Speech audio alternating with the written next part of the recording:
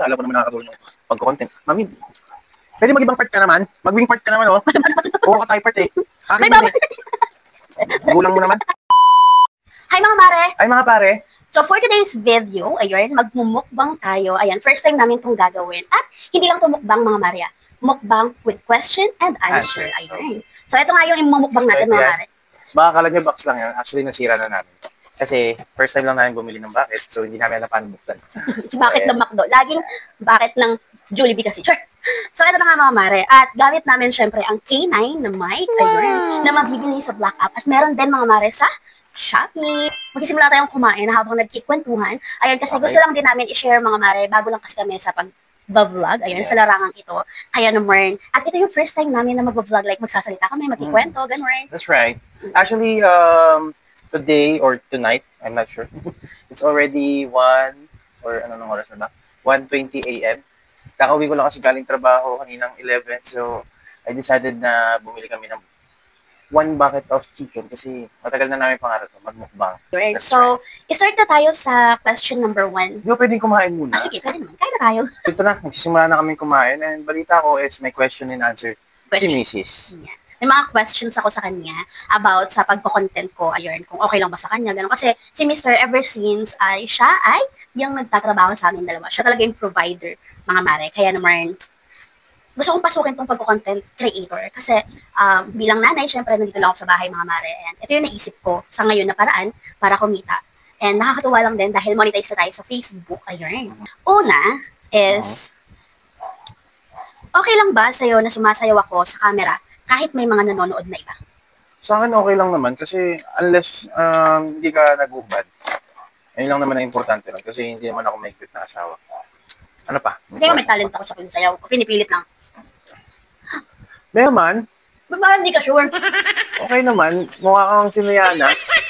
Sinayana na napasma. Number 2.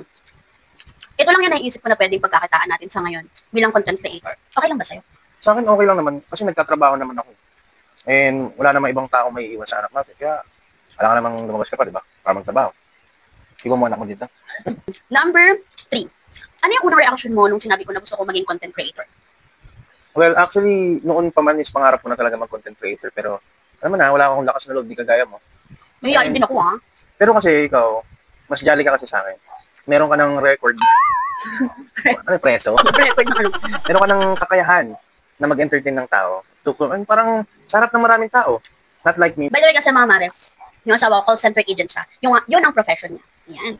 Ayun, as a call center kasi, nakakapag-communicate ako in English, pero hindi naman ako nakikita ng tao. Not like sa asawa ko, ano kasi siya, host, birthday host. So kaya niyang makipag-communicate sa harap ng maraming tao. Okay. Number 5. Kung may gusto akong bilhin o invest para sa affiliate, Ba't ka natawa? marketing, okay lang ba sa'yo? Siyempre kasi wala naman akong pera sa ngayon mga mare. Like, kumbaga, nag-ano pa ako nagre-risk, namumuhunan pa lang ako. Ayun. So wala talaga akong pera, yung asawa ko may pera, hindi ako kumikita ng pera. So wala kasi nung nanganak ako, hindi na ako nakapag-business ng milk tea ko, yung Madre Cafe. Kaya daw nagkakaroon ng pera. Kaya ako nagtanong, kaya nilagay ko siya sa question. Sa akin walang problema. The problem is, Kalap ba walang problema? sa akin, pero may ibang problema. Ang problema kasi dyan, okay lang kung maraming sobra. Pero kung laging sakto lang ang budget, bakit ka mag-i-invest sa isang bagay na, hindi naman sa pinagbabawalan kita, alam ko naman nakakatulong yung pagko-content. Mami, pwede mag-ibang part ka naman? Mag-wing part ka naman, oh. Puro ka type part, eh. Akin din, eh. Gulang mo naman. Sa amin dalawa kasi, ang pinakamalakas talaga sa ulam, ay si siya. Ako, ikaw yun. Siya. Maduya kasi ito, eh. Kasi nga, walang problema. Kasi alam mo naman ako, di ba? Kung anong gusto mo, sige, order ka. Kasi alam ko may sobra. Paano natin nababalance or mababalance yung oras para sa pamilya, trabaho, at content creation? Well, ikaw sa content, ako sa trabaho. At pag-uwi ko, ito, family. Ang importante kasi dyan, time management. Shoutout sa TL ko dyan, si Joaquin Sebastian. Yan. Ang dahil sa kanya natuto ko mag-time management. Na paano mag-manage ng oras sa pamilya, sa trabaho. At, ayun, paikot-ikot lang.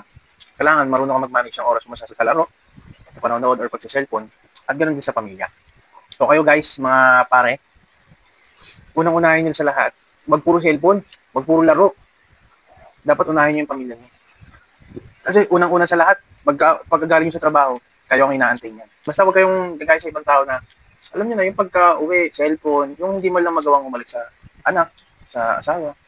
Unang-una sa lahat, mga pare, ang pinakagusto ng asawa is yung makangiti kang uuwi galing trabaho kahit pagod ka. Siyempre, kahit napagod tayo sa trabaho, ganoon din naman sila dito sa bahay. Pagod din sila. Pero, Paano natin i-handle kapag may negative comments sa social media? Sa tingin mo? kung saan man ako nakikita ng ano. Kasi pangit naman na ako. Ano pa yung negative nila? Ano kasi ako eh. Sanay ako sa basher eh. Oo. Hindi naman ako affected sa mga taong nakikita ng utak. Ano? Kasi, kumbaga, sabi nga ng iba, let me be the one.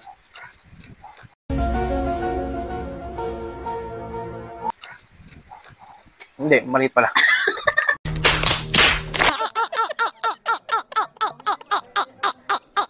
Dito. Kumbaga, parang tayo yung mas isip. Mas may isip, dapat tayo yung mas makaintindi. Tapos kumain. Nakita mo ba yung content creation natin bilang parte ng future natin bilang mag-asawa? Oo. Pero syempre, hindi naman kailangan dapat nakafocus ka sa sa pagko-content kung alam mong wala pa tayong kinikita. Siguro, mapagtutuunan natin ng pansin parehas yan kung talagang nakita tayo katulad nila Malapiton, mga ganyan. Alam mo, sila yung mga content creators na nagsimula talaga from the scratch. Kaya ngayon, na nagpupush tayo mag-content, hindi naman pwedeng kikita na tayo bilang boom. Hindi. Kumbaga, sa pag-asenso sa buhay, proseso talaga. Step by step. Kumbaga, para sumakses ka, gano'n. Makikita mo sa imagine mo, success ka eh. Bigla kang sumakses eh.